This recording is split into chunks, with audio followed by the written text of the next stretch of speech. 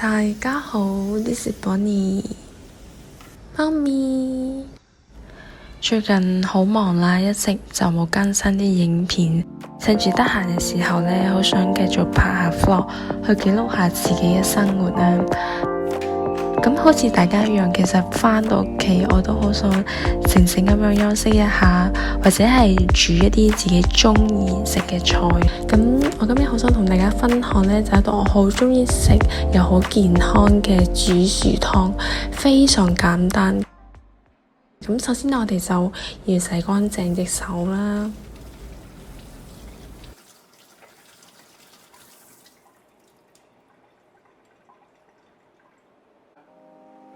然之後就可以開始我哋嘅煲飯仔啦。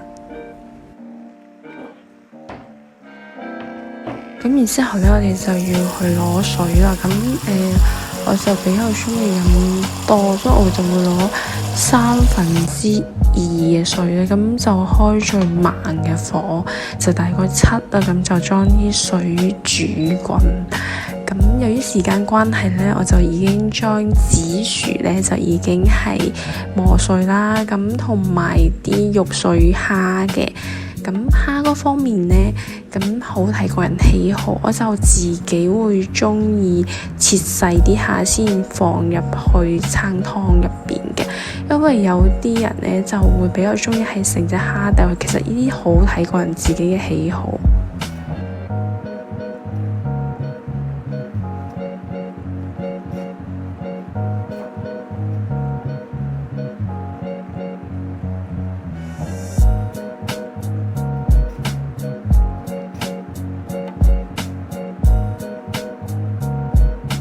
咁當啲水滾咗之後呢，我哋就需要放啲紫薯入去啦。我哋輕輕咁樣放入去。啲紫薯呢，其實你可以用我哋個smoothie 副機去攪佢咯。咁當你放晒啲紫薯入去啦，咁你就攪勻佢，然之後冚埋有個大概就7分鐘左右。然之後呢，我哋就可以放啲碎肉同埋啲蝦入去啦。咁稍微攪勻佢啦，然之後再繼續冚蓋大概5分鐘左右啦。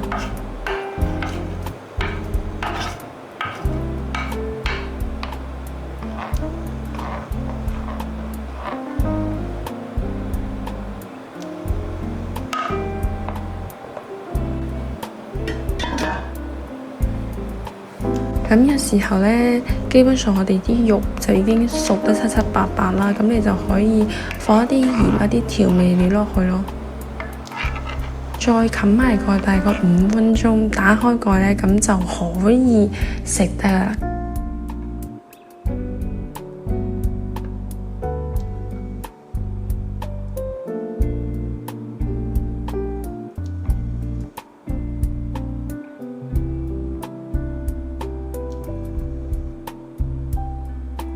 咁最後一個步驟呢，就會放一啲香菜啊、芫茜上去啦，咁就搞掂咗我哋今日簡單又健康嘅紫薯湯啦。希望大家會鍾意啦，拜拜。